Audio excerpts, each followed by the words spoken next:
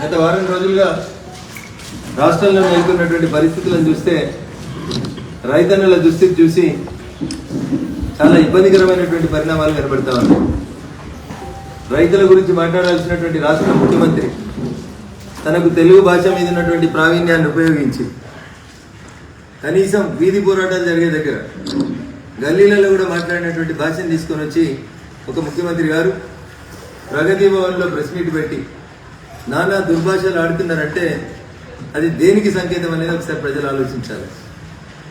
చర్చ ప్రజలు చేయాలి అని కోరుకుంటా ఉన్నాం. రైతులకు విజ్ఞప్తి చేస్తూ ఉన్నాం. ముఖ్యమంత్రి గారు యాసంగి పంట గురించి మాట్లాడుతున్నారు.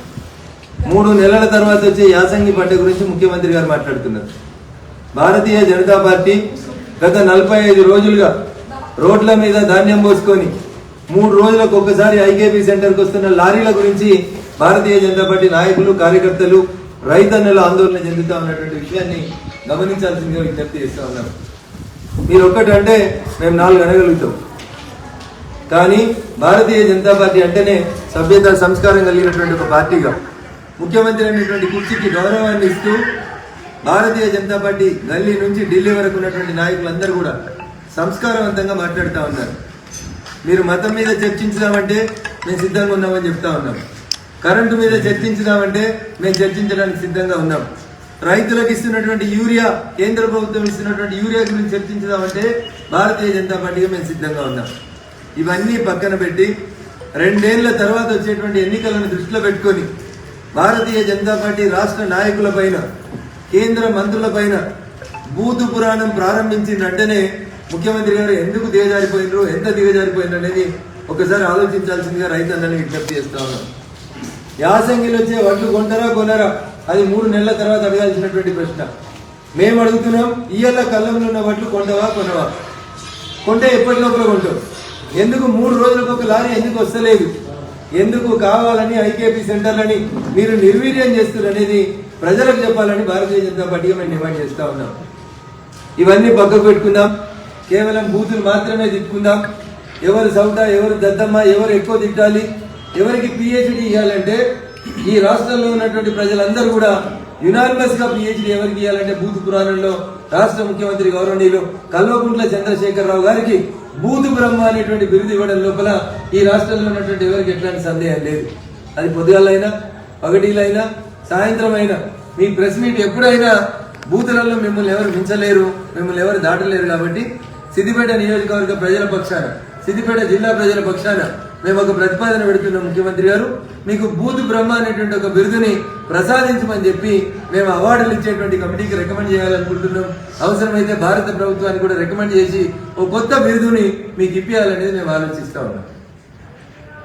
వడ్లు కొన్నూరు అంటే చేత కాదు, మోచేయికి బోడిగుండుకు లింకు పెట్టి లేని బూతు పురాణాలు మాట్లాడుతూ ఉన్నారు. ముఖ్యమంత్రి గారు చెప్తారు, నేను వెనుకటికి కేంద్రంలో ఒక కేబినెట్ మంత్రిగా చేసిన అని చెప్తారు.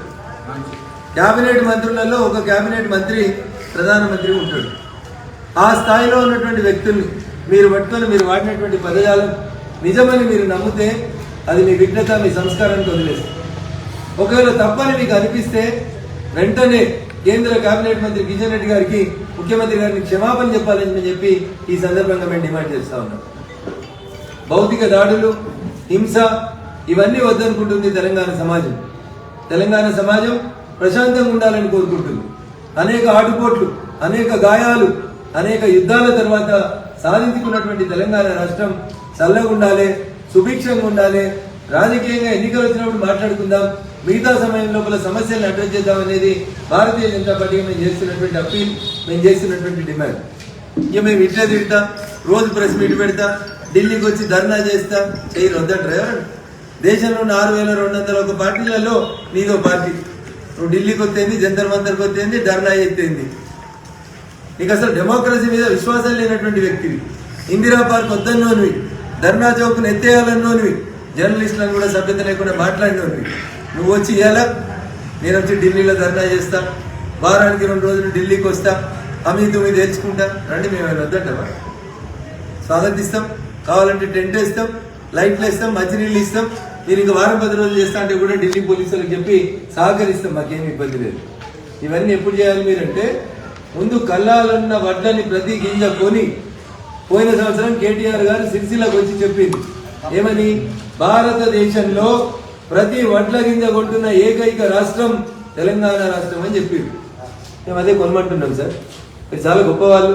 ఆయన కంప్యూటర్లు ల్యాప్టాప్లు డబ్బాలలో చూసి చెప్తాడు, మీరైతే ఏం చూడకుండానే చెప్తా ఉంటారు భూత పురాణం.